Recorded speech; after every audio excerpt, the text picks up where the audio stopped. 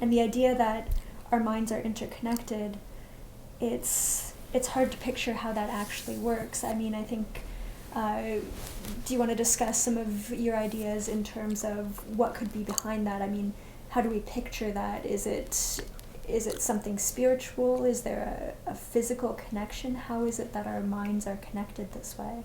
I use the term psychosphere to refer to an atmosphere-like mind for our planet. I have trouble imagining the universe, the universal mind. My mind is not large enough to envelop that. So I need to have a way of imagining this psychosphere only as part of the atmosphere-like mind of which we are all giving ideas and taking from ideas. It's almost like breathing, like oxygen. We breathe in oxygen, we breathe out carbon dioxide. We pull in ideas, we give out ideas, and that stirs up a lot of energy in this psychosphere, which I think is made up of energy information. It's various levels, weightings of energy and information, and it swirls around. It's just that in modern America, and much of the modern world, not all of it, we don't want to believe stuff like this. We don't want to believe that we can experience the pain of a loved one at a distance. We don't have an explanation for it. If you don't believe it, it doesn't happen. So when we talk about belief systems, I have to know, are you a universe or a God person? Are you a probability person? Or are you open to some of this stuff in between that is kind of like, you might call it New Age, you might call it kind of woo-woo, you might call it questionable. But the data, the number of cases, is huge. There's a lot of people who have these experiences. Conventional science does not support a theory for this. So we have to come up with a theory that is at least somewhat comprehensible. I don't have a good one, but the psychosphere and the illustration with Quincy Jones and Oprah Winfrey, it illustrates something about human connectedness. When you love somebody, or you're deeply involved as those two guys were, something gets built between the two of you. Something that's very real, something that's almost palpable. And that connection can be stretched, it can be broken, it can be strengthened. And these two guys, just like Oprah and Quincy Jones, were connected for a long period of time, not just for instantly kind of and then later. A long period of time. And that was broken when one of them died and the other one felt the loss of that connection. It's as real as watching television or the internet. It's maybe it's almost as real as sitting here with you. It happens. We just don't believe it. When I was describing Oprah and Quincy Jones, it's like here are these energized ideas in the minds of these very strong-minded people, kind of like searchlights wandering around in the psychosphere and then trying to find each other to be able to connect with each other.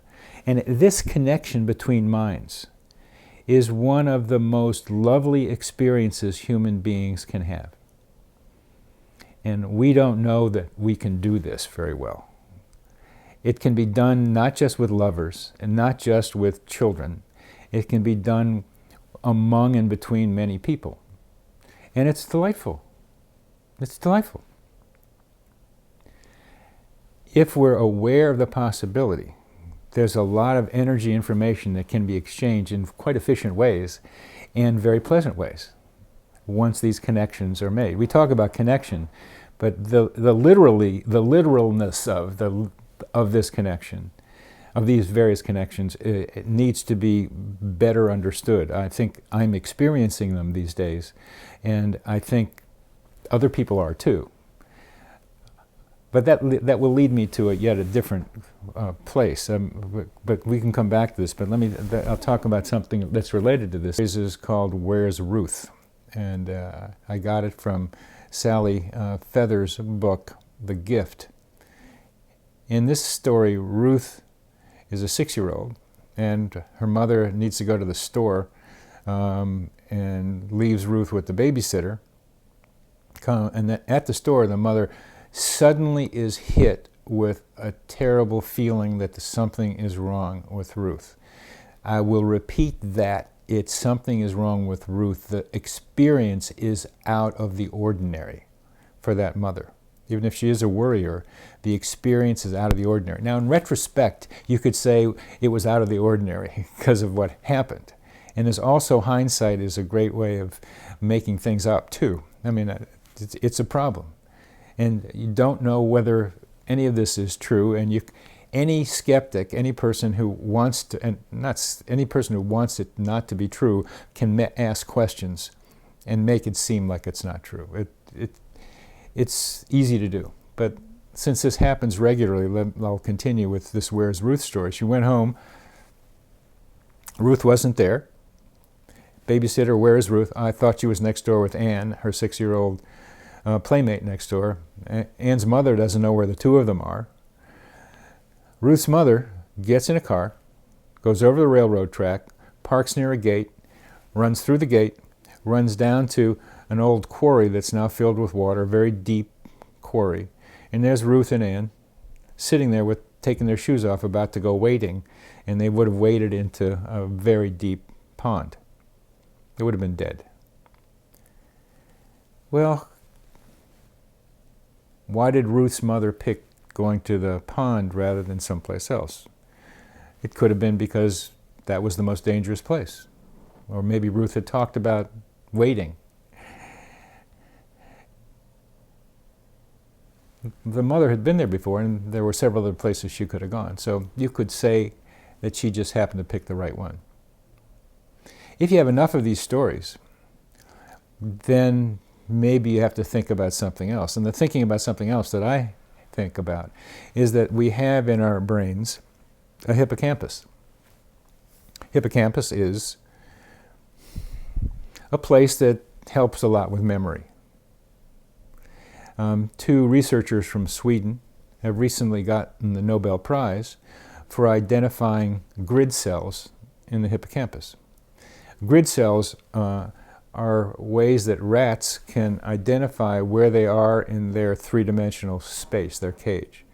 They can know where they've been, and they can get back to where they've been because they're able to map in their hippocampus the territory of their cage. There's a little evidence that human beings can do that. I mean, the analogy between rats and humans is fun to play around with, but we can assume that there is a capacity to be able to map our environment. My theory is that Ruth's mother had a map for the territory where Ruth could be, but through simulpathity, that is, the ability to feel where Ruth was, find her way by her map to Ruth. It's almost like you can see a grid and there's something firing over here, and the mother knows how to get there, so she can get there. And just how that does, it's almost, you could say it's a chord. The GPS systems are able to find do pathfinding, find the path to where you want to go from here to there. And what I'm curious about is how that works. But I think Ruth's mother knew where the path was for this. I have another story where the person coming to the other place didn't have a path, that hadn't been there before. And this becomes more of a question. In this one, a 17-year-old young woman is about to kill herself. She's in a car in the woods several miles from her house.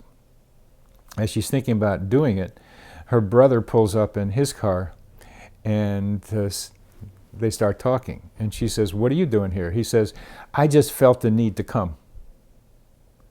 Neither of them had ever been to this spot, unlike Ruth's mother. So this raises yet a further question about how do you map a territory you've never been in, but your sister, whom you're connected with, has just gone to. So He was just drawn to that spot. And it was just drawn to that spot. Why? Yeah. No idea why. Now here you get into mystery. Squire Rushnell will say God. I don't know how the statisticians are going to say probability on this one, but they'll come up with it somehow.